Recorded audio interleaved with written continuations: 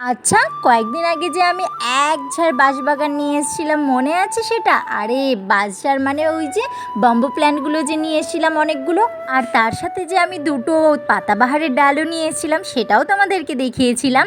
আর এই দেখো সেই পাতাবাহারগুলোর অবস্থা, সেটারই আপডেট দিতে কিন্তু আজকে আমি চলে এসেছি। তো প্রথমের ডালটা তো দেখতেই পেলে, যেটা একটু হলুদ সবুজ, সেটার থেকে কিন্তু কোনো রকম কোনো মানে শিকড় বেরোয়নি, কিন্তু পাতা কিন্তু ঠিকঠাকই আছে। আর এই যে এই গাছটা, এটার কিন্তু আমি নাম জানি না, ওই পাতাবাহারের মধ্যেই পড়ে আর কি।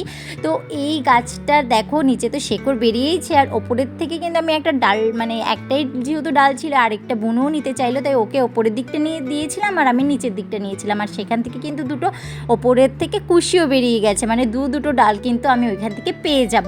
আর ভাবলাম যে এখন যেহেতু শেকড় বেরিয়ে গেছে, তাহলে গাছটাকে কিন্তু লাগিয়ে ফেলতে হবে, না হলে কিন্তু বেশি দিন ওইভাবে জলে রাখলে নষ্টও হয়ে যেতে পারে। আর এখন বর্ষার টাইম, এখন গাছ লাগানোর জন্য একদম পারফেক্ট সময়। তার জন্য কিন্তু এইদিকে আমি ভাবছি টব তো আমার কাছে রেডি আছে কি না। তো এই নিচের দিকে আমার কয়েকটা টব ফাঁকা ছিল, মানে গাছ ছিল, সেইগুলো আর ভালো অবস্থায় ছিল না।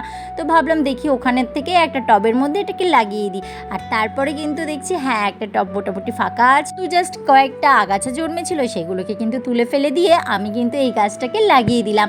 আর লাগানোর পরে কিন্তু এর নিচের দিকে কয়েকটা শুকিয়ে গেছে পাতাগুলো, তো সেই শুকনো পাতাগুলোকেও কিন্তু আমি ছিঁড়ে ফেললাম, যাতে গাছটার কোনো ক্ষতি না হয় ওই শুকনো পাতার জন্য। তো নিচের দিকের পাতাগুলো কিন্তু আমি সবই ছিঁড়ে ফেলেছি। এবার দেখার অপেক্ষা এই বৃষ্টির জল পেয়ে গাছটা পরে বেড়ে কতটা সুন্দর হয়।